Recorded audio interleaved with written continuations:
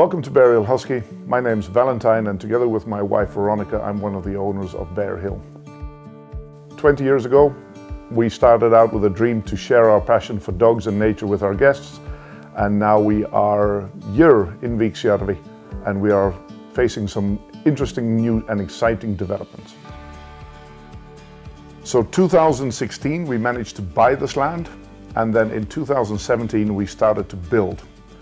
And we started to build with the idea is we wanted to create a exemplary kennel. This needed to be a place which was way ahead of what everyone else was doing.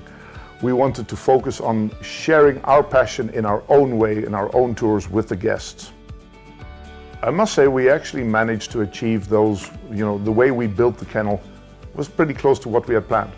I wouldn't say perfect, but it was very good. And it was light years ahead of what at that point in time was acceptable standard of kennels in Finland.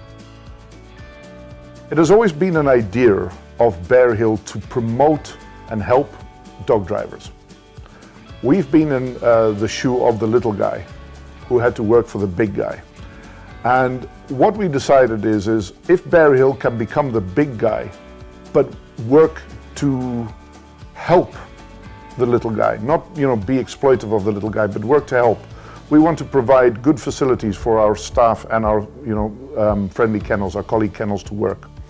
We want to provide good trails. We want to build a community of dog drivers who shares our value, our approach to dogs, our approach to dog driving, and we want to give smaller kennels, younger generations, people who are starting in this amazing activity that you can do with dogs. We want to give them a chance to develop as well. Now, Viiksjärvi is a very special lake. It is on the top of a plateau, and it is fed with very little tributaries. A lot of it is just groundwater coming up, which means that the lake water here is very, very clean. And our trails and our area around here, it is a very diverse. We have the lake where you can drive on, the scenery is spectacular, but we also have the dead forest up on the hill. And this new trail network, the area around the kennel, this is something we also want to share with our colleagues. We want for them to be able to come here and drive their dogs with our guests.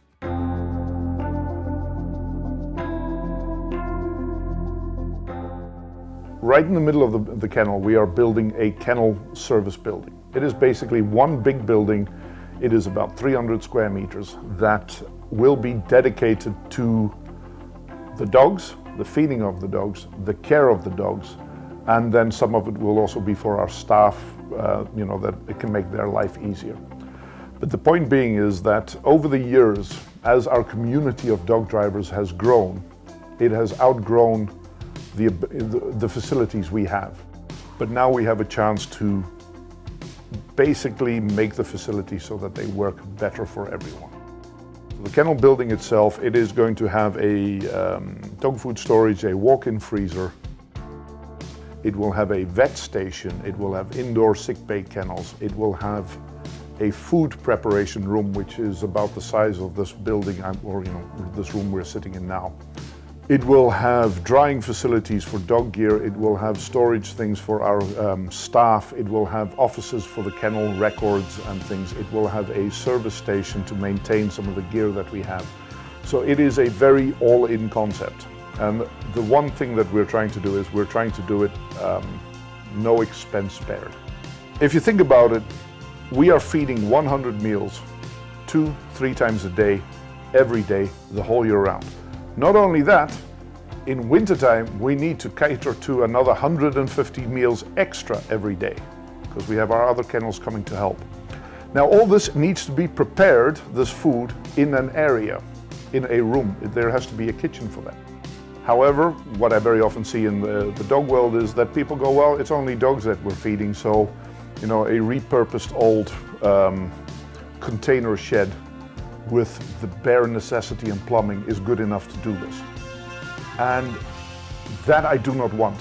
So the facilities need to respect the fact that your staff needs to feed the dogs every day, all year. We're very loyal when it comes to good cooperators. We've been working with the same taxi company for more than 10 years. We've been working now With our building projects, we have Kimmo Kunnari, who is from a little village called Tampionkylä, just north from here. And he has a sawmill and a log, he works with wood and firewood, and he has built these buildings for us. And at our kennel, actually only 2 buildings are not made by him.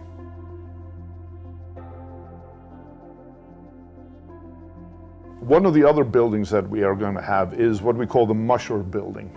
And it is basically a place where we can receive guests. They can come in, they can get dressed for the tour. They can sit in this warm area, and literally right from the windows you can see the dog teams lined out in front of the building. They can have their dog driving experience, and then they can come in, warm up, have some, go to the toilet, talk with the dog drivers there. But it's so close to where the dogs are that once they warmed up, they can happily go outside and chat with the dog drivers again.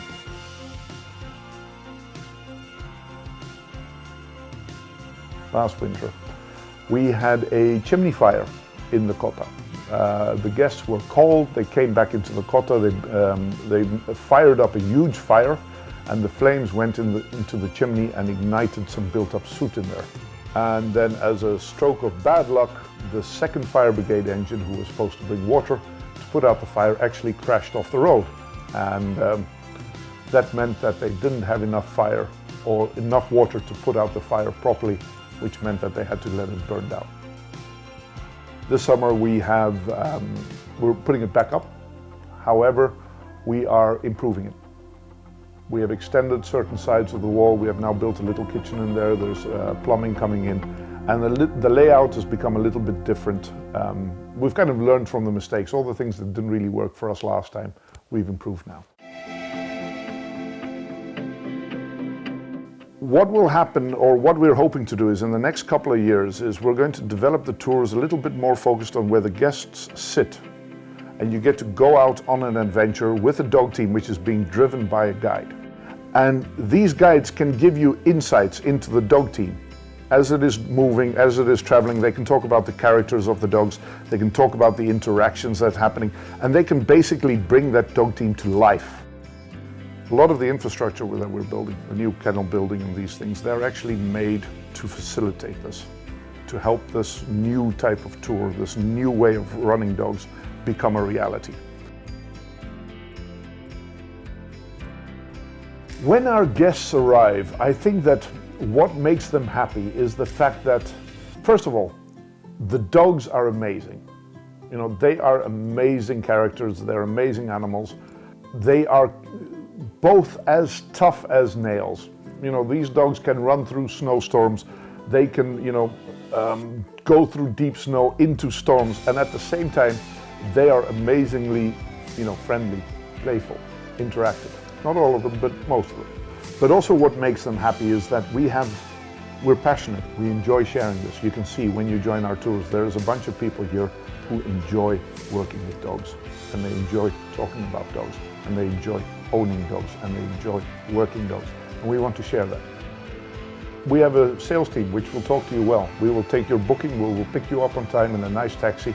We will drive you here, you will have a safe tour, and you will come back, and it will be professionally run.